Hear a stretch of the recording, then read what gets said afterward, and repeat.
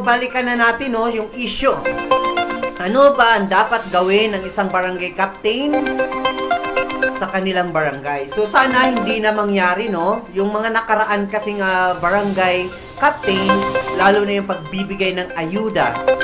Yung nagbibigay ka ng ayuda, no? Hindi dapat tayo mamimili kung sino yung dapat nating bigyan o makakabenepisyo nito. Kasi nga po, yung binibigay ng gobyerno ay para po yan sa ating mga kababayan. Na yan po dapat ay ibigay ng tama, piliin po ng tama kung sino po yung karapat-dapat. So, ito po mga barangay captain na nanalo, sana naman po, kung kayo po ay nanalo, ay huwag nyo na pong tanggalin yung mga appointed official. Katulad ng pananawagan ni Senator Francis Tolentino, na huwag po tanggalin itong mga BHW. Kasi ito pong mga BHW ay may malawak na karanasan na po ito sila noong nakaraang administrasyon sa barangay captain, no? Kasi kung ngayon 2 taon lang po yung serbisyo ninyo o pag-upo sa barangay. Ngayon kung papalitan ninyo, panibagong training na naman yan sa mga BHW. No, mag-iikot na naman yan. Hindi nila alam yung mga barangay bahay-bahay. So, magkakaproblema na naman. Sana wag na po nating tanggalin, no? Lalo yung mga BHW.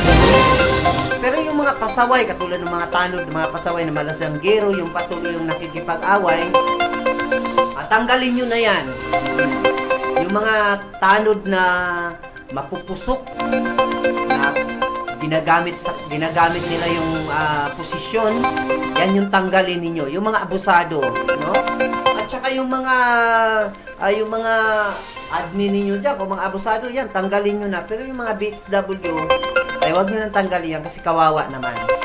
Tsaka sana naman sa ating mga kapitanis, no, ibigay po natin yung tamang serbisyo.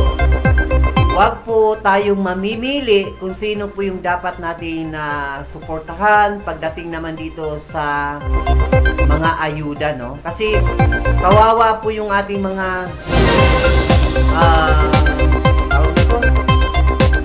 mga tao, no, na umaasa po sa ayuda ng gobyerno na kung anong dapat ang matatanggap nila, hindi po nila natatanggap, no? So, sa gusto po mag-comment, ano po yung gagawin sa barangay captain, saan po yung mga barangay, i-comment lang po dito sa comment section at babasahin po natin yan.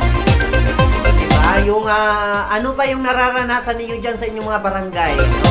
Sa 21 municipality ng Masbate. Bawat barangay ninyo, pwede nyo pong ipadala yan dito sa Bigos Internet TV para mapag-usapan natin yan dito sa Kabigwas Weng.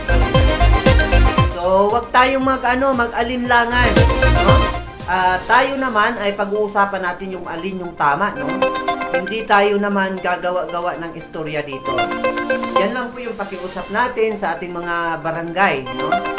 At saka ito, no, meron din tayong issue, katulad no pong nangyari po sa mga barangay na talo. So, yung iba, pinapatanggal yung bahay. So, wala na po tayong magagawa dyan dahil yan po yung kagustuhan nila. At siguro naman, may karapatan din naman sila kasi lupa nila yun, no? Pero sana naman ay mabigyan po sana ng pagkakataon itong ating mga kabarangay. Sana, susunod na eleksyon, magagamit pa rin naman po yan. At sana naman sa mga barangay captain dyan, yung mga incumbent at saka mga elected, mga new elected barangay captain, gawin po natin yung tama, alin yung nararapat. Sana hindi na po matulad sa ibang mga barangay captain na hindi po nagpapasahod ng kanilang mga kagawad o mga appointed official, no? Yun na ang dapat nating gawin. At ito namang mga barangay kagawad ay sana naman wag po tayong mag-upo-upo lang. Gumawa po tayo ng mga resolution, no? Ano pa yung mga dapat gawin, no? Kasi may nakikita tayo mga kagawad, hindi naman sa pagmamalinis, no? Yung mga kagawad na iba, walang kaalam-alam bakit nananalo, noon, di ba? yung hindi mo nga nakitaan kung ano yung pinagtatalo niya dun sa barangay, ano yung pinaglalaban niya. Hindi, wala tayong nakikitang ganyan. Pero nung nakaraang eleksyon, marami tayong napapansin na nanalo yung mga barangay official dahil po sa pera nila. Yan talaga yung totoong kalakaran, no? So ngayong panahon na to, iba na talaga yung kalakaran. Kung wala kang pera, yun nga sabi ng mga tao eh. At saka yung mga kagawad na mga nakakausap po, yung mga nagpapa-elect. Kung wala kang pera, hindi ka mananalo.